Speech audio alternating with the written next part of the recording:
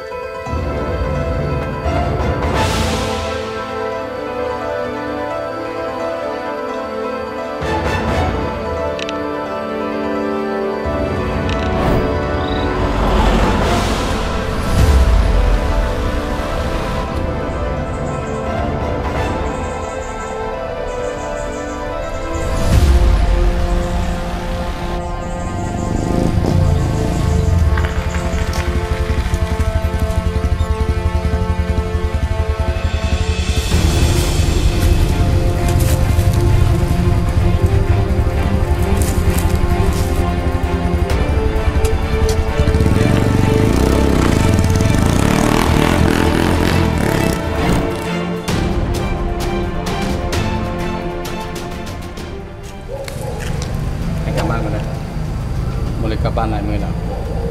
ตัวเย็นน่ะเดี๋ยวต้องไปหาเส้นไว้ใช้เลย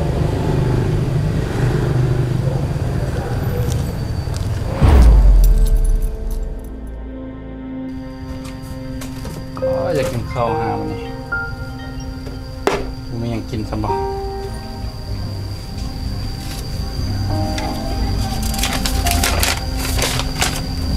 น้องจะอยู่ใส่จักแห่งเดอไอเมกบางทีการที่มีน้องอยู่มันเฮ็ดให้อายลำบากใจเงินที่อายหามาได้แล้วให้น้องเก็บตอนนี้อาจเป็นช่วงเวลาที่อายต้องการที่สุดก็เป็นได้และน้องอะไรเขาขอเฮ็ดเป็นเทื่อทุกทายเลยบอย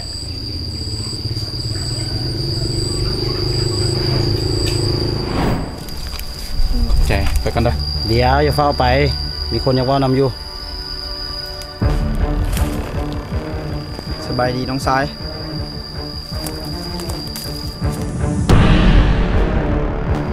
กำลังไปได้ดีคือว่าเซาแล้วน้องซ้ายคัดคล้องอย่างเราจะได้ต้องเขานะ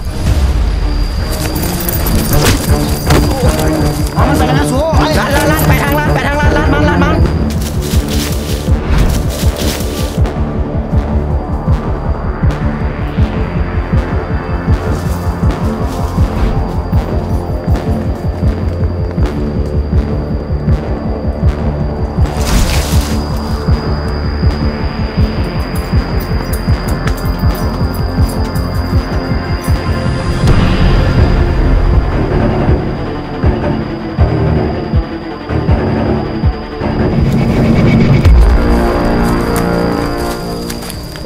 มันนะน้ำมันบ่ทันนะยามันเห็นย่องมันเชื่อปล่อยมันไปซะ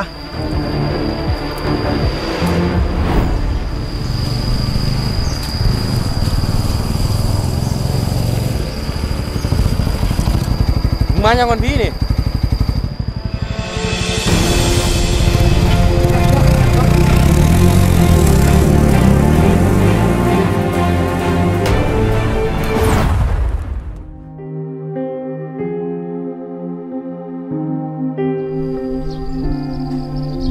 ขอบใจกูกลับกัน